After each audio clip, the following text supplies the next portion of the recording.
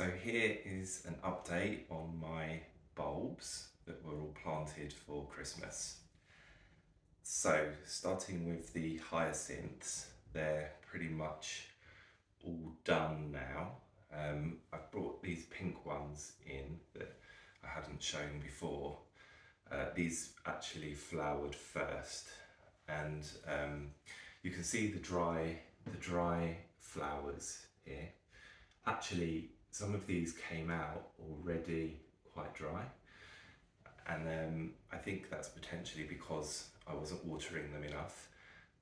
And the reason I was watering them quite lightly was because I was anxious about fungus gnats and I didn't want the compost to be too wet.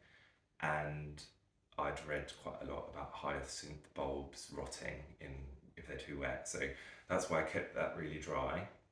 I didn't get hyacinth gnats, but I think the result was that even when they flowered, they were like dry already. So that's those.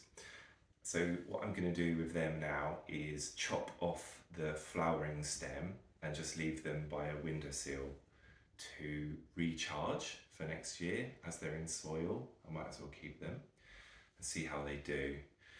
So that's those ones. And then these ones are pretty much just finished now.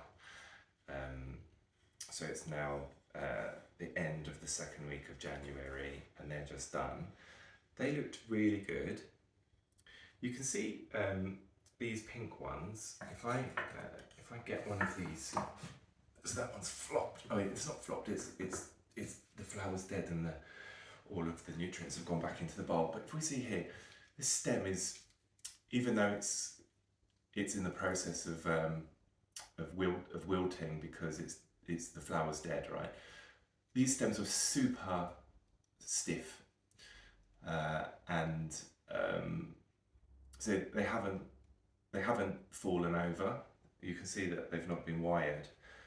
Whereas these ones, the flowers are really limp, and you can see that I've wired them all. So that was quite interesting. You do get a difference in the strength of the flowering stem. So these have just finished, and I am going to cut these flowers off and put them by a windowsill and let them recharge for next year. So that's those. What's interesting about those hyacinths, the ones in the pots, is that they were planted on the 11th of September. Then I had my first batch of hyacinths in vases that you can't see here because I've just abandoned them. I threw them in the compost yesterday because they were just not gonna flower. But these here I planted later. So they were planted on the 16th of October, which was about 5 weeks later.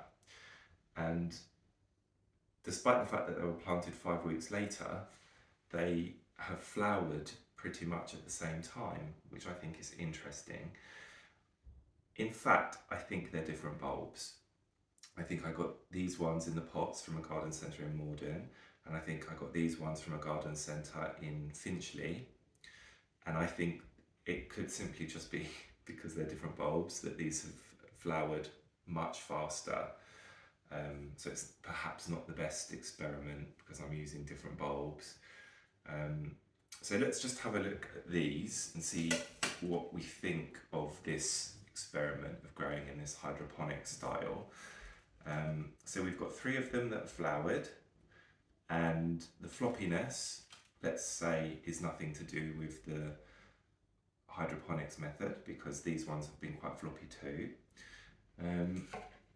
The flowers, in my opinion, are a little bit uglier. The flowers here are a little bit bushier, in my opinion. These are a little bit, let's say, flimsy. The flowers. This one actually I will wire today because it's just come up and it smells amazing still. So, and I might just cut this. This has actually got from one bulb 2 flower stems, and this one as well. So maybe I'll just cut the the dead flowers off there and wire this one, and then these have got another week left in them. But this one hasn't flowered, so I can see the flower in there, but I'm not sure if that's going to come through on the video. I'll see if I can expose that. But look, it's almost like it's dead. It's coming out dead. So that hasn't been particularly successful.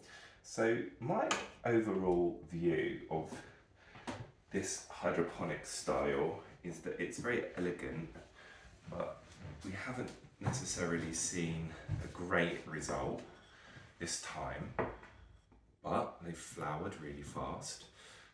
Maybe part of the reason why these ones flowered slower is because I didn't water them enough, and they obviously have got as much water as they want, so that could also be part of it. So I am gonna do a variation on the hydroponic style for some tulips and some narcissi, and I'm going to do another video for that. So that's the hyacinths, and then if we move on to the amaryllis, so we've got here the apricot half-eight amaryllis, which were planted on the 9th of October, so that's these three.